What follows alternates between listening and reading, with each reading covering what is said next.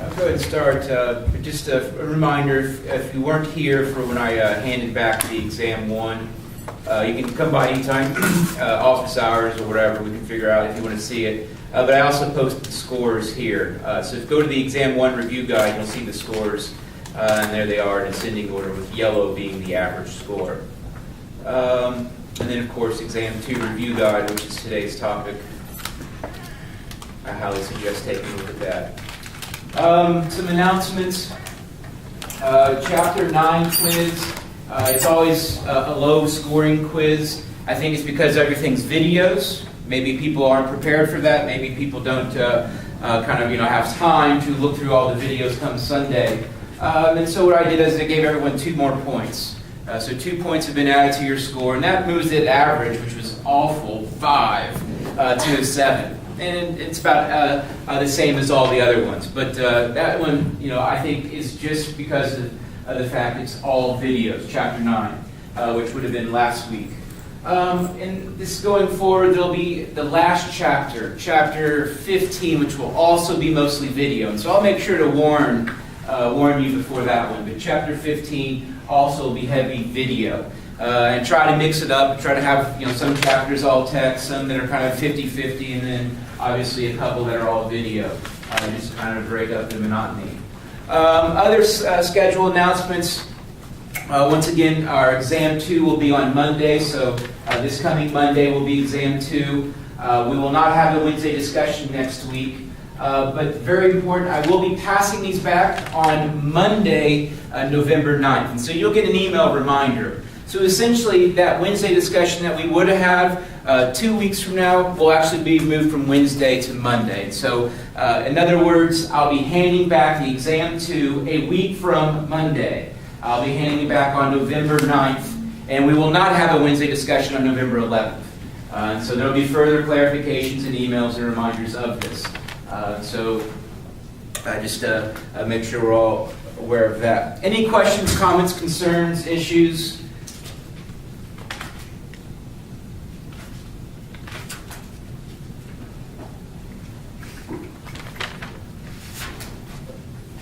So we do have a couple students that have been on fire on the quizzes, have gotten 10s in like the last 4 or 5. So for those that maybe are struggling, it can be done. I try to take a look at progress and see how everyone's doing. I can see we're getting better, but just trust me, people can get 10 out of 10 on these. All right, well, let's roll then. So I am recording this, I think. Yeah. So I'll throw this up on the Wednesday discussion list too.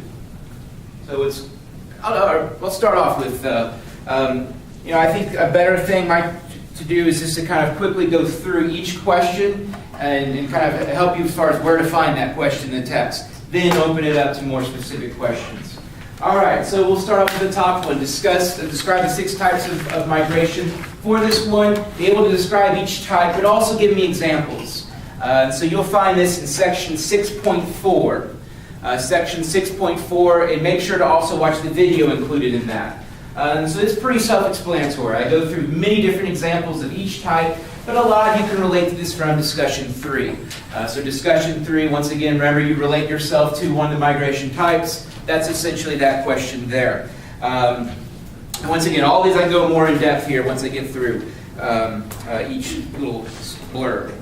Next up, describe the 2 ways of immigration. So this is, of course, we had the British and then the African. That's not one of these waves. These waves start in 1850.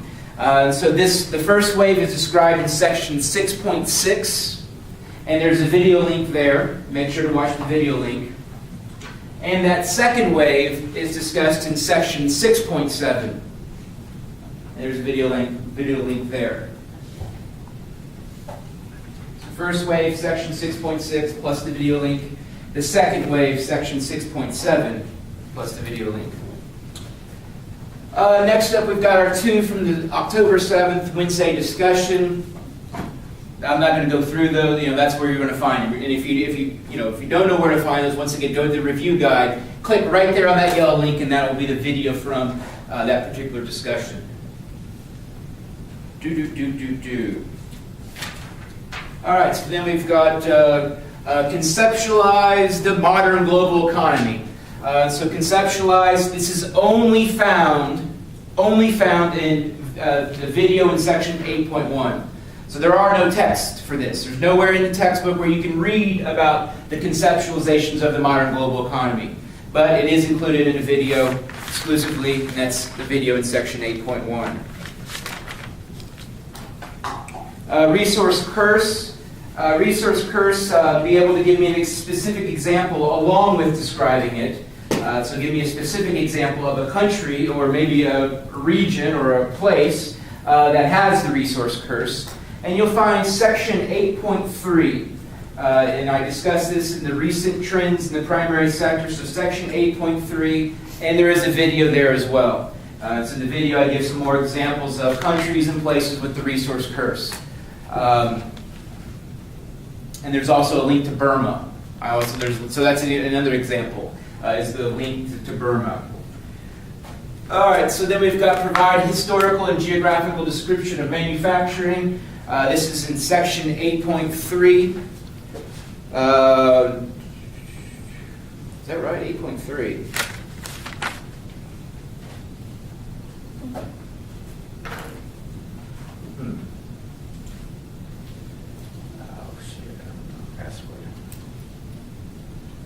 Well, whatever. It's in the title. It's called Recent Trends in the Secondary Sector Made in the USA. And I will just say that I will say this as far as these two questions. So we've got this provide a historical and geographic description of manufacturing, and then the question below it, describe just-in-time manufacturing. I'll just say this, I won't ask both of those questions. It'll be one or the other. Because essentially the second question, describe just-in-time, can be inserted into that right there. But this I can explain and clarify more here after I get through the intros. So let me step back. So this, once again, provide a historical and geographic description of manufacturing, blah, blah, blah, and that can be found in the section called Recent Trends in the Secondary Sector Made in the USA, question mark. For the next one, describe just-in-time manufacturing by distinguishing it from mass production. It's included in the text in 8.4, but it's heavily emphasized in the video in 8.4. But once again, hell, I'm not going to ask that question. So that question is describe just-in-time manufacturing by distinguishing it from mass production. Don't worry about it. All right, then we've got, so then we got the big one, Chapter 9. So this one is very broad, very ambiguous. Hell, it's a question that just says, describe the chapter. So here's how we're going to do it. So what I would do is for this question, describe recent trends regarding the population and economic geography of Indiana. Give me 5 big trends. We'll go ahead and start breaking this one down. So 5 big trends. What are some trends? Some big picture trends. 5 big trends, key trends in Indiana. Happening right now.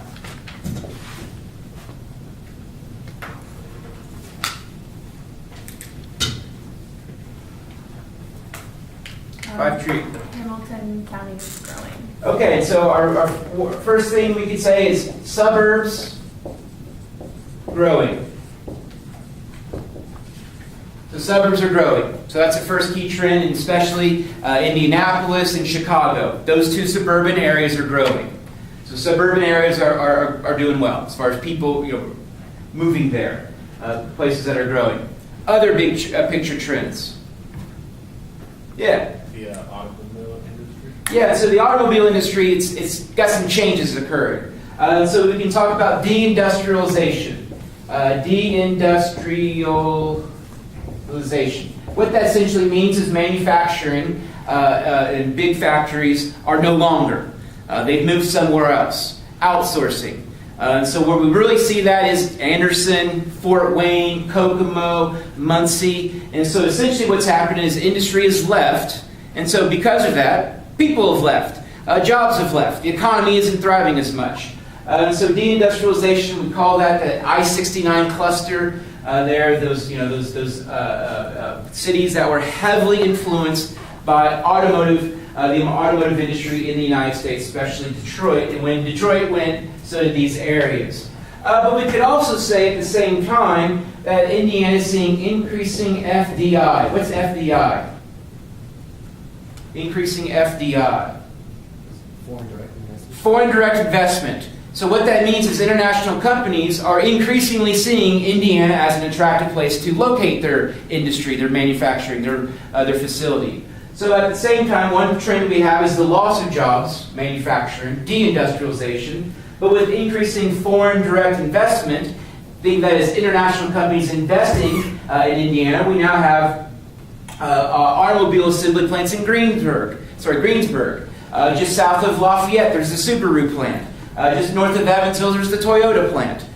So I just saw yesterday, the big news in Greensburg is they're going to keep on building Honda Civics. So that means the 2,000 people that work at the Greensburg Honda are going to continue to have jobs. Meanwhile, those people working for Cummins, not so much. Anyway, and so increasing foreign direct investment, another trend. Let's keep them going. Keep them coming. Other key trends, yeah. I know I read this, but are the people that are losing jobs because the factories are shutting down, are they some of the people that are moving into the suburbs? Because you said they're leaving, right? Yeah. Okay. Yeah, definitely. Just clarify. And so just in general, the suburban areas are growing. Where and how are they growing? They're growing for people from other states that are moving here. But they're growing for people in rural Indiana moving to suburban areas, moving to Indianapolis, people from Anderson. So we'll get to that as far as here in a minute. I'll come back to specific areas. But we can just say rural Indiana depopulating. So rural depopulating. So rural Indiana declining. Fewer and fewer people living there. Other things we could say about rural areas is they're old. A bunch of old people. Increasingly old. Suburban areas, urban areas, younger.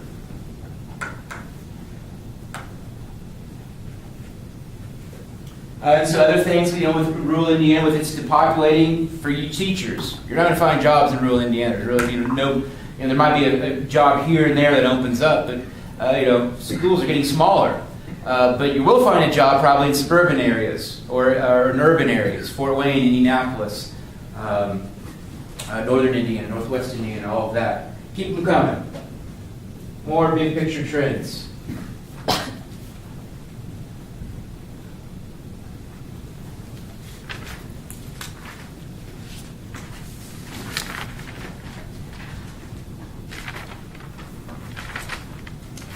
More immigrants coming to the big city and more brain fart, I guess.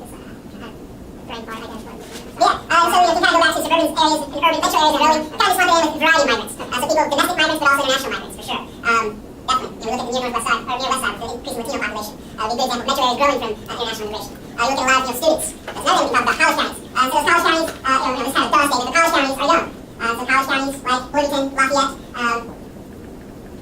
Muncie.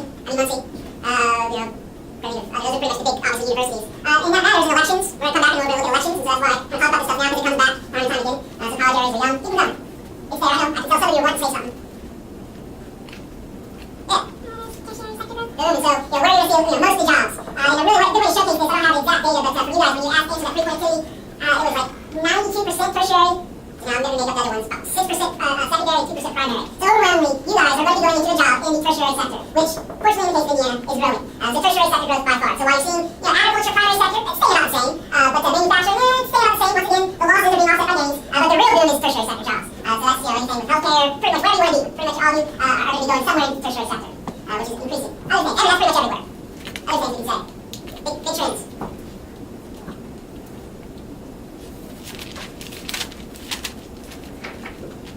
Changing what we manufacture. We used to manufacture this, we still do, but now this is becoming increasingly what we manufacture.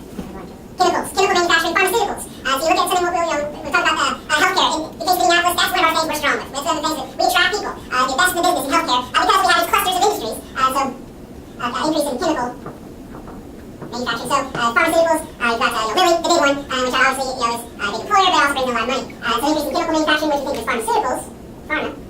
But also, doesn't sound good, especially now we just heard about the other day, chemical is also food. Food is kind of chemical processing, food processing. We got a lot of that in here as well. So food processing, making food, also, we can lump that in with chemical manufacturing. So essentially what it is manufacturing still matters. Automotive manufacturing still matters. They're very important for our state. But increasingly, it's chemical manufacturing in the form of pharmaceuticals overwhelmingly that's really helping, especially this area, Indianapolis State Library. We can use that key local industries. That's pretty much good 5 trends. So for this question, which I can go ahead and guarantee you will be asked, is be able to hit 5 key big trends. And I just went off on 7 to 8 of them. But then also, the other part, talk about 3 different areas specifically. So talk about 3 specific areas. And areas mean geographic areas. So let's choose your adventure. You can talk about whatever 3 you want to talk about. So what are the areas? These are all included once again in the videos there in chapter 9. So some areas: Anderson, Bloomington, Fort Wayne, Gary, Terre Haute. You can bump in rural Indiana, Metro Indy, Evansville, Lafayette, Muncie, Kokomo, South Bend, Elkhart. Those are all, each of those were individual areas. So this is where if you're from one of these areas, you might as well talk about it. So all I want is 5 big picture trends. Go ahead and explain, talk about, but then talk about what's happening in 3 specific areas, and you can choose your adventure on those. They don't have to be Metro Indy or Anderson. They don't have to be the ones I say. It's wherever ones you want. So that's that question that I guarantee you will be on exam 2. Alright, so going back to our intros, so this describes before cost minimization, profit maximization. That's section 10.1 plus the video at the bottom in 10.1. So that's the question described before cost minimization. That's section 10.1 plus the video at the bottom. Finally, the last question, which is from this week, this chapter, chapter 10, the concept threshold and range, section 10.3 plus the video. So concept threshold and range, section 10.3 plus the video. Then lower order and higher order goods is section 10.5 plus the video. Alright, so any of the intros, go ahead and go back and re-explain. So I'll open up questions. Anything you want me to explain more in depth? We don't have to talk about anything. Resource curse. So let's talk about the resource curse. So the resource curse, as it's in the primary sector section, so it's obviously going to be something that you're going to see countries in which they have an over-reliance of their economy on the primary sector. So they have over-reliance, and typically it's one or a few resources. So these are natural resources. And so the countries that have natural resources, they have overwhelmingly a large percentage of their economy is from the primary sector, from farming, from mining. So for example, diamond mines. Oil often seen as the example of natural resources found in a lot of countries in which they have over-reliance on that one particular resource. So one or a few natural resources in which they're over-reliant on. So they're over-reliant or dependent on that particular natural resource. Alright, so these are going to be typically found in our poorer countries of the world. So once again, we can go back to the demographic transition model. Oftentimes, countries that have a large percentage of the jobs in primary sector are often those stage 2, early stage 3 countries. And so developing countries oftentimes is where we see the resource curse. Alright, so we kind of described the general case as far as the resources. Now let's talk about the curse part. So some characteristics of countries that have over-reliance on one or a few natural resources is, first off, they have slow economic growth. So their economic growth is slow. So it might have spurts, but in general, it's very slow economic growth. So we understand why these places remain kind of impoverished for one key reason is their economy really never grows. Another characteristic is you have corruption. And so what happens is, it's all about, the most important word, when we think about this, power. The most important word, all about power. So in these countries, in these areas where that one resource dominates, if you can control that one resource, by gosh, you have a huge amount of power. And that makes a lot of sense. And so there becomes a lot of corruption because you want to keep that power. You want to make sure you don't lose that power. So oftentimes you see a lot of corruption. So for example, there's a movie called The Last King of Scotland, Forrest Whitaker won, I think, an Oscar, Emmy, or whatever for it. It's a real life story of a guy who was extremely corrupt. Once he acquired the main resource in that particular country, so he took it over, and he started having his own militia, started buying all these tanks to protect himself. Meanwhile, the country people dying of simple things, malaria, AIDS, infectious diseases, education, pretty much in shambles. But what are they spending the money on? They're spending the money on their government, on their militia, on protecting their assets. They're also spending on cars, Cavassier, all that good stuff. Also, these places have a lot of conflict. So I'm not justifying violence, trust me, I'm not justifying it all, but saying that this is how you achieve what you want. But oftentimes, to gain access, to gain power, violence is the means that's often used. And so in these places that have the resource curse, they often also have higher levels of conflict. I already mentioned this with misuse of funds, so you can kind of tie that in with corruption, misuse of funds, so not spending on healthcare education, instead spending on things, lavish gifts, a lifestyle. See, Kim Jong-il, or whatever the hell is. I saw the interview movie on Netflix the other day. See that guy? That's a great example of someone who wants power. Once you know what the economy's doing, go visit there if you can. Is there corruption there? Yeah. Maybe he has like his uncle assassinated because his uncle disagrees with him. Is there conflict there? Yes. There's a lot of we don't know about. He's always, he's always going to show off his weapons. Other things with the resource curse, that's pretty much the characteristics. So it's natural resources, one or few over-reliant typically developed countries, and here are some characteristics of those countries. So some specific examples. I'll ask you. Some specific examples of countries with the resource curse. Yeah. And so in particular, we'll say Botswana, or there's Kanye, sing a song. What country was that? Come on now. This is dating back here, 2004. Diamonds in Sierra Leone. I think was a song Kanye wrote a song about that? No? You guys reckon probably elementary school back then. But yeah, he wrote a song. It's all about diamonds in Sierra Leone. So in Sierra Leone, he's kind of raising awareness of it. But that's the country which is overrun the diamond industry. So there's a lot of conflict there. There's a movie called The Blood Diamond. And we talk about child labor. People missing hands from working in that particular industry. It's very violent. It's also often about power. So those are, in the case of Africa, parts of it where diamonds are a resource. But if you look at the diamond industry, who makes the money in the diamond industry? The guy, in the diamond mine in Botswana, or is it the guy at King Jewelers who's trying to sell that to some guy who's trying to keep the girl? So he goes and proposes to her, trying to keep her. Anyway, so he probably talked into it. So that's the guy who makes the money. So once again, resource first, full economic growth. Who's making money off of that one resource? It's not them. It's oftentimes somewhere else, a multinational corporation that's the one that's making the cash. Other examples. There's a video link on Botswana included in the chapter. That's kind of an odd one. No, there's Burma. Kind of an odd resource curse. What do you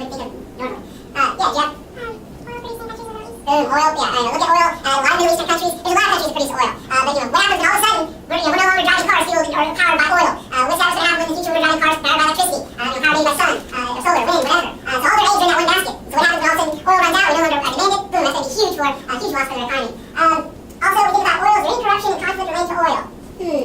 Pretty much all of them are. So you look at Venezuela. Doesn't happen in the Middle East. Venezuela is a South American country in which their number one industry besides cocaine is oil. You can also say cocaine, an example of resource curse. So oil, there's a lot of conflict and corruption there in Venezuela regarding oil. Because if you control that, by gosh, you have a lot of power. Saddam Hussein, we know that guy, we heard of him. Good example of the resource curse there in Iraq. Other examples, do one more. One that you maybe know from your own life. Research. Could you just do, like cocaine? Yeah, you can do Like cocaine. Colombia? Yeah, in Mexico, you could say that's becoming a big curse, especially the methamphetamines. Someone at the bar said I talk a lot about drugs also. I apologize. I think a lot of you maybe relate to that better than others. But anyway, another example is the Democratic Republic of the Congo. So there you can go way back when to a guy named King Leopold. King Leopold was a guy from Belgium who went down to this country in Africa and said, this is all mine. I'm claiming this area is mine. So essentially what he did to claim this, what was the resource? Rubber. So in the early 1900s, rubber was highly demanded because it was this new thing. Wow, cars, you attach them to cars, and whoa, we could go much farther, much longer distance than you could with the old wooden wagon wheel. So rubber became a huge commodity, and so what this essentially did was there became competition, corruption, conflict. With a good example of this, I'll tell this story later in the semester, but he wanted to have power over the people there. He's from Belgium, wanted to have power, and so what he did was he had his militia, his own military. They developed a currency of hands. So what that means was he got tired of his militia going out and shooting animals, shooting things for fun. He said, if you're going to use your bullets, you better use it on a human. Because that's how we're going to get our power. That's how we're going to take over this area, is use violence. So essentially what they did was they started chopping off people's hands because it became a currency. So you could actually trade and barter using human hands.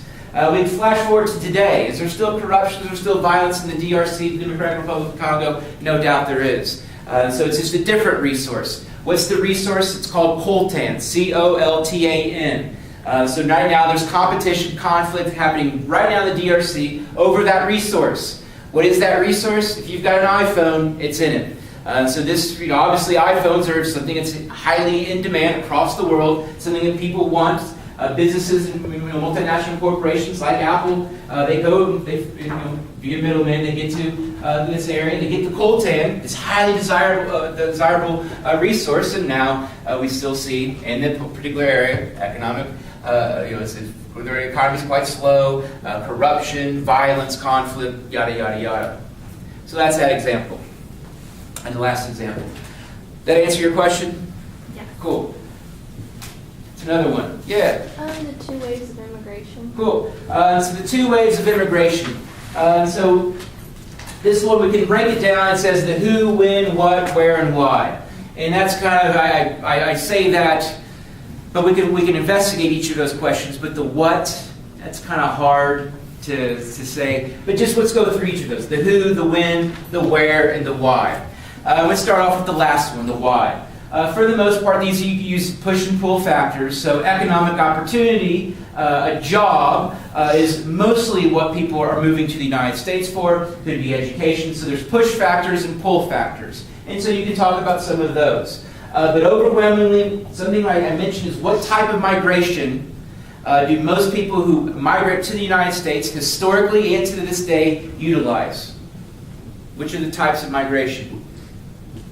Types are right. The question right above it: forced, chain, step, mass return, temporary. Temporary. Immigrants to the United States today. Oh, today. Historically today. I failed in that one. Chain migration. Overwhelmingly, it's you know somebody, or you might have a relative or a friend that you know, and so that's how you end up in that particular area. And so most of these, historically and today, when we answer the why question, chain migration. So not only is it the push and pull factors, it might be unrest in a country causing you to leave, might be the Irish potato famine that might cause you to leave, might be jobs that might bring you to to a country or to the United States. But the why, for the most part, we see chain migration. They're moving because they already know somebody there. All right, now let's go and do the who, when, and where. So the when. So this is going to be the first wave is 1850 till the Great Depression, let's say. So 1850 to the Great Depression. And we could also say the Great Depression / World War II. So once again, there's this in-between period between these two waves, and that was the Great Depression. Once again, most people moving for economic reasons. You would never want to move to a country in which they're having the Great Depression. Also, World War II then soon broke out after the Great Depression, and when the whole world's at war, you're not going to see a lot of immigration happening. So because of that, there's this 20 to 30 year period in which there's very minimal migration. So the first wave, 1850 to the Great Depression. As far as the who, the 1850 originally started off more Northern and Western European. So Irish, Norwegians, Germans, Swedes. So that's that initial wave. So we have this first wave, there's kind of this initial Northern and Western European pattern that later by the 1900s then moved to more of a Southern and European, Southern and Eastern European. So I'll say that once again. 1850 started off more Northern and Western European, but by the 1900s started to be more Southern and Eastern European. So once again, Southern and Eastern, that's going to be like Polish. So if you're Polish, if you're from the northern part of the state and you're Polish, that's probably when your descendants migrate to the United States. Slavic, or Slovenians, Italians, Greeks, they all then migrated there in the 1900s. And once again, this is mostly for jobs. So these are mostly jobs, and these jobs are found mostly there in the Northeast, but also in the Midwest and Great Lakes. And so as far as the where, with that first wave, they came from, like I said, Northern and Western European, then later Southern and Eastern, but they migrated mostly to the Northeast and the Midwest and the Great Lakes, as far as the where. So that's the first wave. The second wave, once again, after World War II till today, we could just say decline of Europeans. No more, we still have European immigration, but nothing like it used to be. And a huge increase in Asian and Latin American. And this makes sense, especially Asian. Asia's way on the other side of the ocean, way far away from North America, but with advancements in communication, travel, transportation, it's much easier for migrants to travel much farther distances. So we see Asians and Latin Americans, and some individual characteristics there. For the most part, as far as the where, the Asians are going to coastal cities, big urban areas. So coastal areas, though, like New York, then of course the West Coast, Seattle, Portland, San Francisco, Los Angeles. So big urban areas is where we see Asians, and this makes sense. We've already talked about that earlier in exam 1.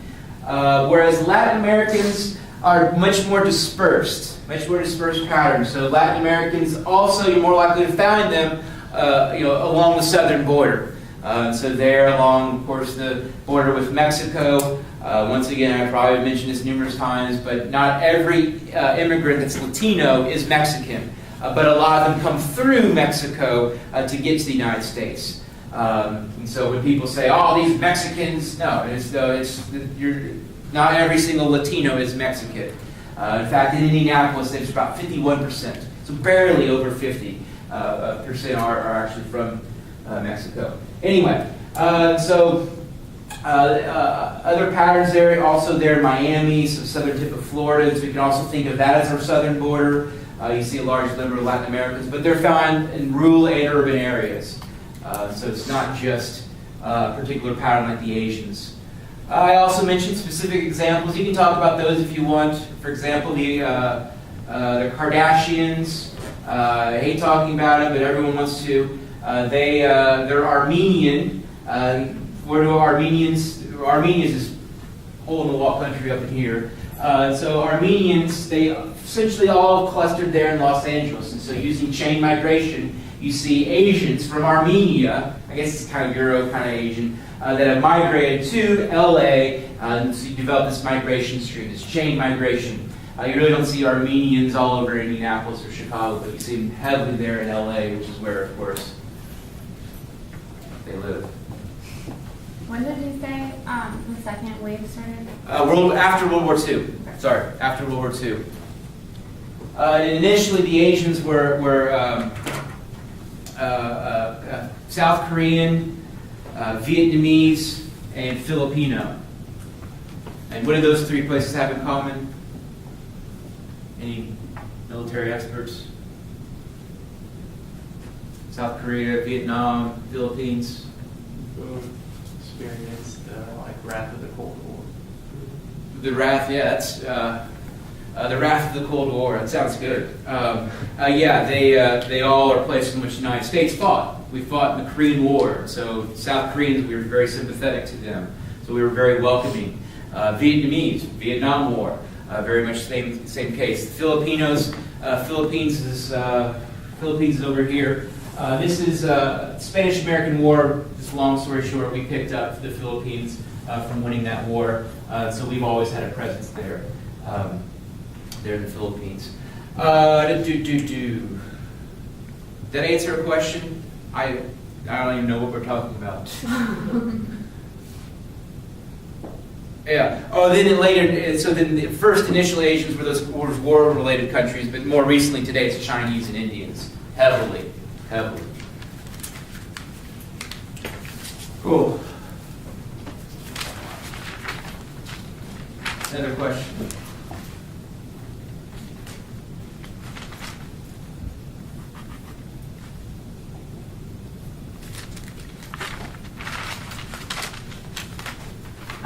The historical and geographic description of manufacturing. Cool. So these, let's see, let's think of it as three big shifts. There's three shifts. All right, so the first shift is the where. So that's the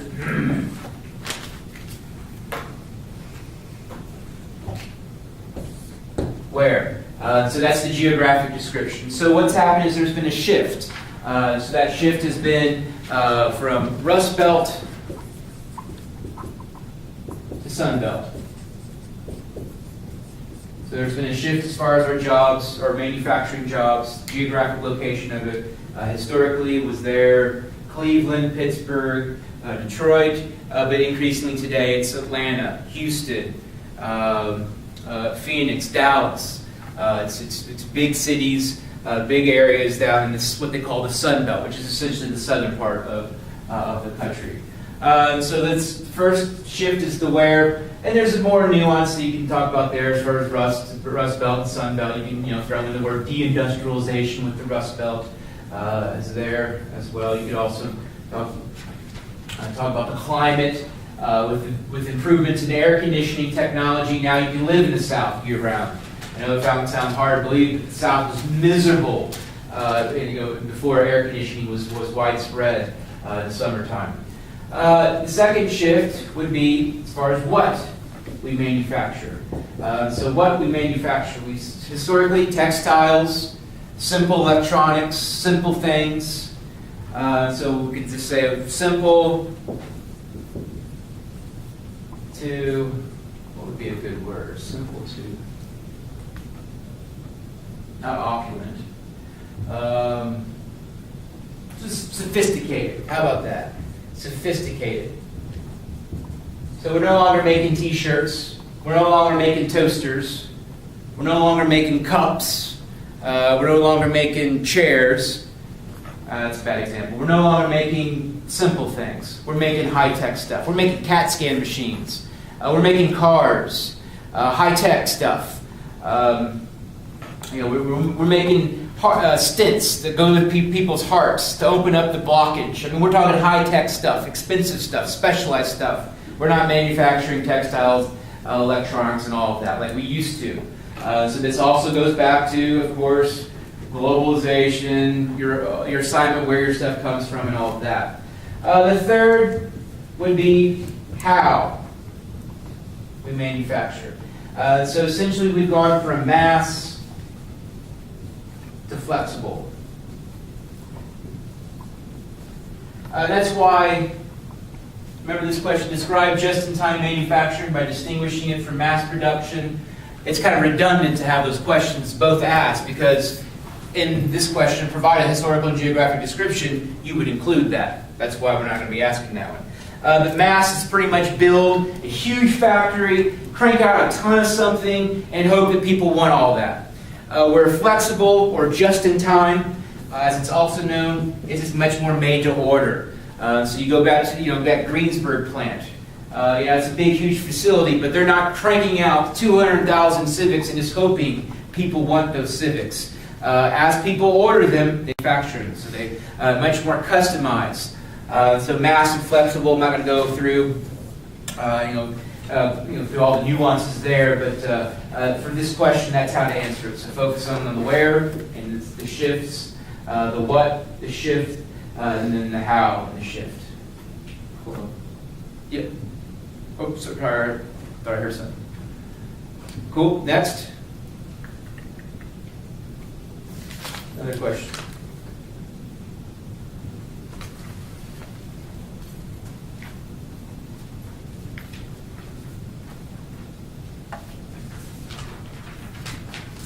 You good? Can we do the last one? Cool. Let me get everyone's photo. Photos.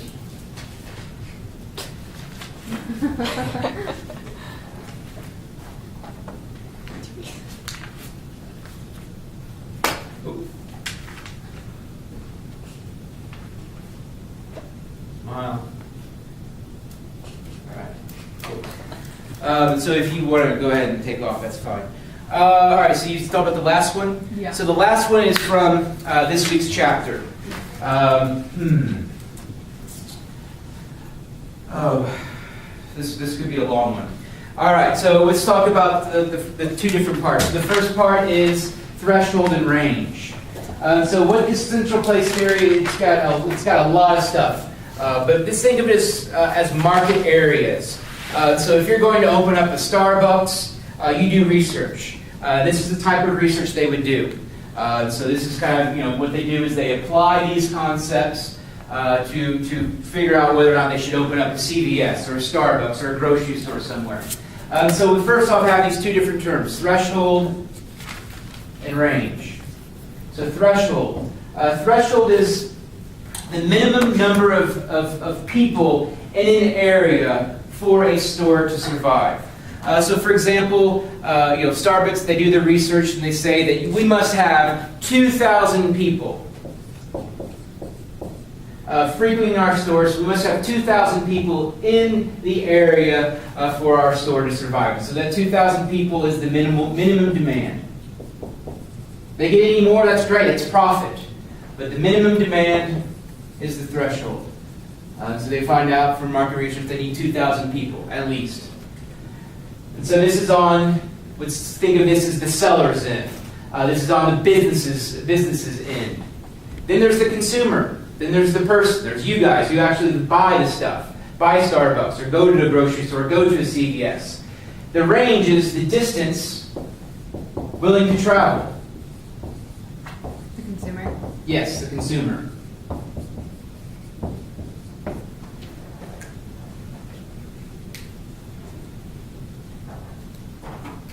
So threshold, minimum demand on the seller's end, where the range is on the consumer's end, and that's the distance you're willing to travel. So this is kind of this is from the simple discussion 4. But how far? Who asked that question? Was it you? How far would you be willing to go to a McDonald's? I don't know, like a mile. A mile. How far would you be willing to go for a really nice steak dinner? 20 minutes. 20 minutes. So right there, different goods. One is, a McDonald's, you're only willing to go 1 mile, 2 miles. So your distance willing to travel 2 miles max. But for a really nice steak, you'll be able to drive 20 miles for. So we have different ranges for different goods, but that's just one way to think about the term range. And we can also relate this, so let me remember that example, Mickey D's and what, steak. Let's go Fogo de Chao. That's that Brazilian steak place where you get food coma. All right, so Fogo de Chao, really, really nice steak. I'll come back to those examples. All right, so this is, we'll see if this can stick here. But now we take these terms, threshold and range. When the threshold is greater than the range, this is bad. So think of it like this. All right. If this is the threshold, here's your store. This is the threshold. But the threshold's greater than the range. This is so hard to explain without my PowerPoint.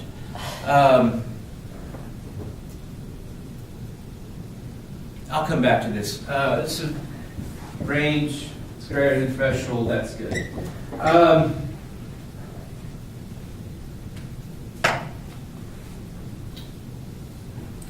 Just watch the video or the text. It's really hard to explain without any tools.